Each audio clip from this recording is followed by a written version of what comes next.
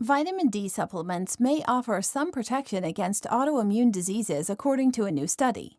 The study included nearly 26,000 older adults who were randomly assigned to take vitamin D with or without an omega-3 fatty acid supplement, omega-3 fatty acids alone, or a placebo.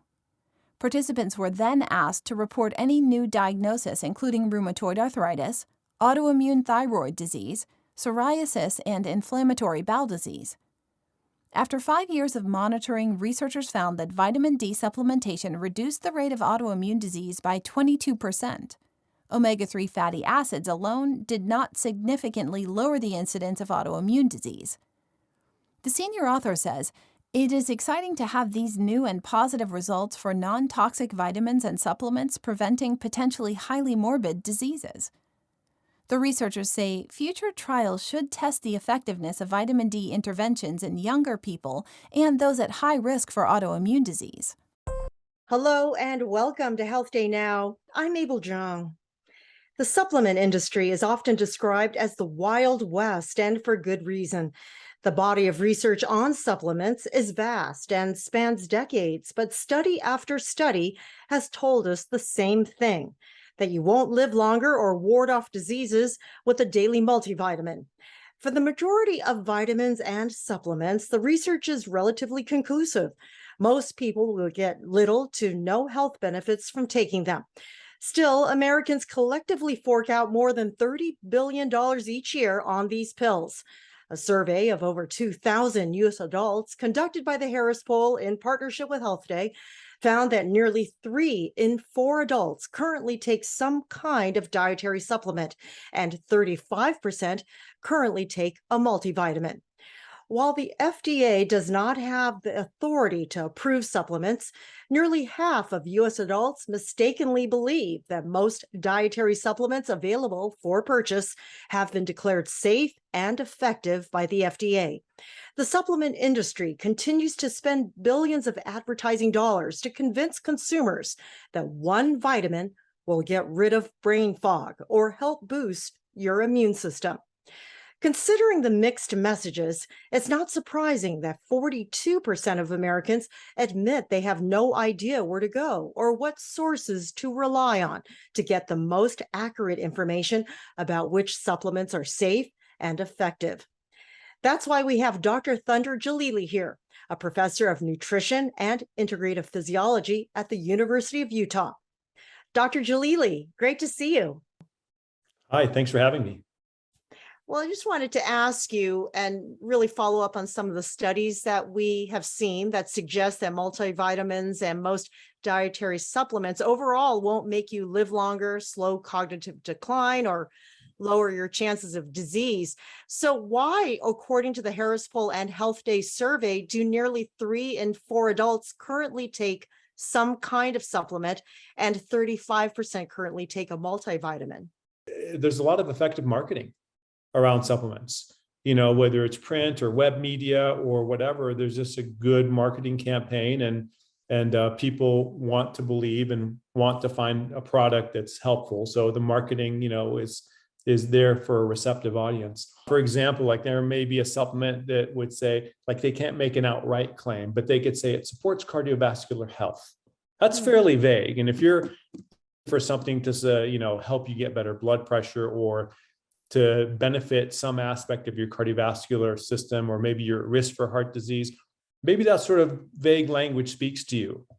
There's no FDA requirement to actually study if any of these are efficacious, right? And so because of that, there's a really mixed bag about what may actually be possibly working and what may not. A fourth factor, there is like some data surrounding a number of supplements. I don't know if I can put a percentage on it, but let's say half the supplements out there have some data saying they do something. But the problem is the vast majority of this data is in a cell culture model or an animal model.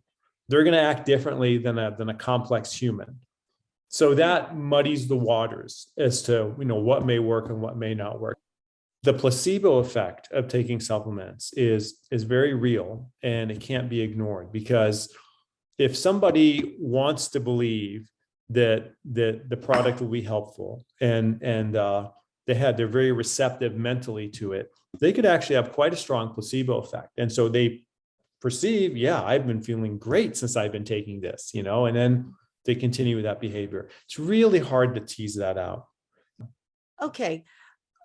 A lot of people think the FDA has a hand in this, that they actually regulate some of these supplements, but they don't, right? So how unregulated is the market, do you think? Yeah, it's pretty unregulated, I would say. The FDA has a tough job because there's so many different products out there. They don't necessarily have, the legal mandate or the staff or the resources to really keep tabs on absolutely everything. Mm-hmm. And they don't really have a great enforcement mechanism either. That's another issue. I mean, they may find ingredients or supplements that are not safe, and they can send letters and they can contact the manufacturers to say, we want you to pull these ingredients, or we want you to recall these supplements. But at the end of the day, a lot of these companies don't do that. Okay. Yeah. The FDA does send out letters, as you mentioned. They did warn the public about some 29% of supplements, but those products are still available for purchase. Right. Yeah. Yeah. And what you're touching on is there's a number of different ingredients out there that are used in like diet aid supplements and kind of energy boosting. I'm using air quotes. And these are typically some sort of stimulant. So the FDA has tried to pull some of these ingredients from the market and some of these supplements, but it's been, I would say largely unsuccessful. Has there been some type of COVID effect, people wanting to boost their immunity to viruses by popping a pill? In what I've seen, yes, there has been, but I don't have a specific study or data to back up just what I've anecdotally seen. But from what I've noticed, there's been more people interested in taking zinc and vitamin C and vitamin D, just to name a few. And some of this is also fueled by the biomedical world as well, because there are ongoing studies looking at the efficacy of vitamin D, for example, to prevent or treat COVID. The best data that we have says that vitamin C really doesn't work, and zinc doesn't really work in terms of preventing COVID. With vitamin D, yes, there may be actually some effect there, that vitamin D could be helpful in preventing and also better outcomes after someone has contracted COVID. But the caveat I'll put in there is it seems to be with people who are compromised in their vitamin D status. Is it better overall to just get your nutrients from the food you eat? And if you can't eat well, can taking the vitamins be good? Yeah. So in general, absolutely, it's better to get your nutrients from your food. These nutrients, the vitamins and minerals, they are absorbed better when they're taken in with a food matrix. And they also may act better together in like a complex as opposed to in isolation. So, and I'll give you just one example of that. So turmeric is a popular phytonutrient. Most people have heard of it. A lot of people take a turmeric supplement or some sort of curcuminoid supplement. There's data that shows it's anti-inflammatory. So that's a good thing, because we know that inflammation is important in a lot of diseases. But if you take turmeric as an individual supplement, it's very unabsorbable. So we may take 500 milligrams or 1,000 milligrams of turmeric and we'll absorb virtually none of it.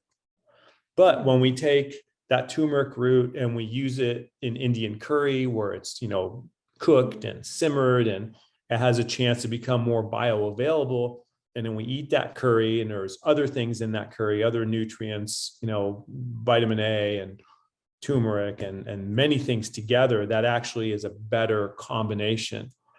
I just want to reference our poll again. The Harris poll and Health Day survey found that 11% of Americans are currently taking vitamin E and 3% are taking beta carotene. Yeah. Now, we've actually known for quite some time that these two supplements Mhm. can be harmful. And finally, the U.S. Protective Task Force officially recommended that people should stop, like now. What do you think? Yeah, I agree. There's been, over the last 20, 25 years or so, there's been a number of large scale multivitamin trials. And they've been done with the idea that if we supplement, say, vitamin E, vitamin A, vitamin C, and alone or in combinations, we can reduce the risk of heart disease, reduce the risk of mortality, reduce the risk of certain cancers. So that was the hypothesis.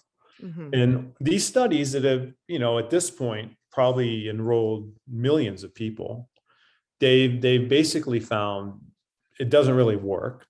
But not only that, in some populations, it actually increases the risk for harm and increases mortality.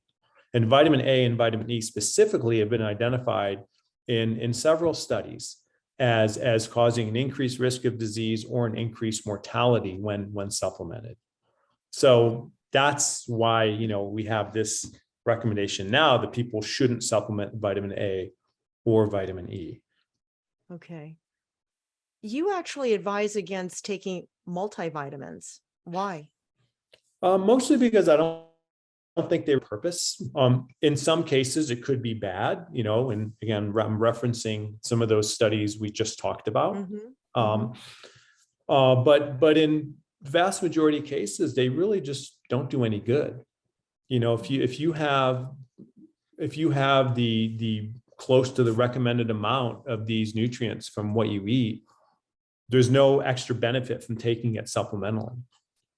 But you yourself take vitamin D and fish oil. I do. Why? I do. So the vitamin D I take because vitamin D deficiency is more common than you think, especially, once you get a little older, like over the age of 40 or so. Mhm. So that's a reason to consider taking it. Vitamin D has a lot of important benefits in terms of your immune system. One of the consequences that I've seen with people who are deficient in vitamin D, not only are they, their immune system may be compromised, but they're also very run down. Mhm. So it actually has a purpose, Mhm. and I've tested my own vitamin D levels in the blood, so I know where they are, and I know that the supplement I take keeps it in the normal range, and if I don't take it, it gets a little low. So Okay. Yeah. so it's really a question of I take it because I know there's a risk of being low. I know there's a benefit to having it. As far as vitamins go, that's pretty much the only one. The only other ones that would be beneficial is if you're dealing with a specific case of deficiency. So, for example, iron deficiency is somewhat common in the United States. Many young women would have an iron deficiency. So, yeah, there's an obvious place that you would want to recommend an iron supplement. Well, one sector of the supplements market that has had profound growth is the performance enhancing workout supplements. Yes. Are the benefits measurable for those products, and who are they appropriate for? In most cases, the benefits are not really there. There's one exception, and that is creatine. So for creatine, there's a pretty decent body of evidence that shows it's effective for building muscle size and strength. So if you're trying to, you're an athlete, you're trying to become stronger, that's, a person that could benefit from creatine. Now, besides creatine, there's many other products out there. Most of them don't really have, without going into like all the things that are out there, most of them don't really have a specific benefit that's been noted. And as a matter of fact, some of them may actually have some risk. Okay. So I tend to be very cautious on those workout supplements, except for creatine. Now, if people want to get the best information on what added vitamins are needed, is their doctor the best person to turn to?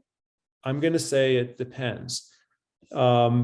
So there's no specific nutrition training that's required in medical schools across the board. Many physicians have some sort of basic nutrition training, but not really advanced. So whether your doctor is a good source of nutrition or not really depends on that individual. If that individual is really interested in nutrition and takes the time to self-educate, then yes, they can be a great source of nutrition advice. A dietitian, registered dietitian, is always a good source.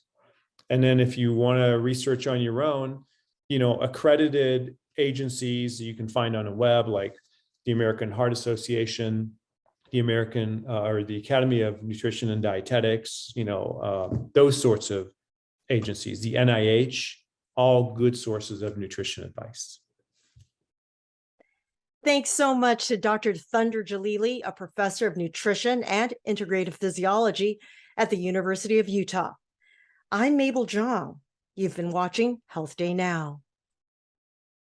Zinc supplements may help prevent respiratory tract infections, according to a new study. Respiratory tract infections include colds, flu, sinusitis, pneumonia, and COVID-19. Researchers reviewed 28 clinical trials that tested the mineral's ability to stave off symptoms such as coughing, congestion, and sore throat. None of the trials specifically examined zinc's impact on COVID-19. Compared with placebo, the results showed that zinc lozenges or nasal spray prevented 5 respiratory tract infections in 100 people a month. The effects were strongest in reducing the risk of severe symptoms like fever and flu-like illness.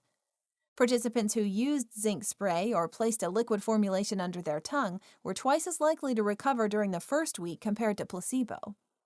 There were no serious side effects reported from zinc use, but nausea and mouth or nose irritation were common.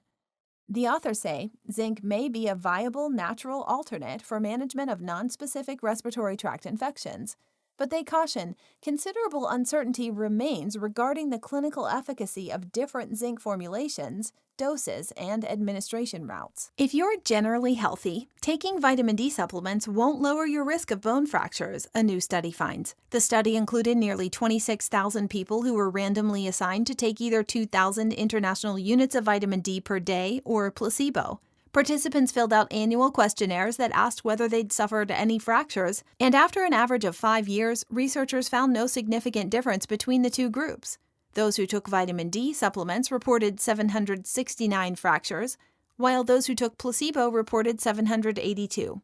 The authors of an accompanying editorial say, these findings clearly demonstrate that daily supplementation with 2,000 IU of vitamin D3 does not reduce the risk of total, hip, or non-vertebral fractures. They say, while testing patients with certain conditions may remain useful, there's no justification for measuring vitamin D levels in the general population.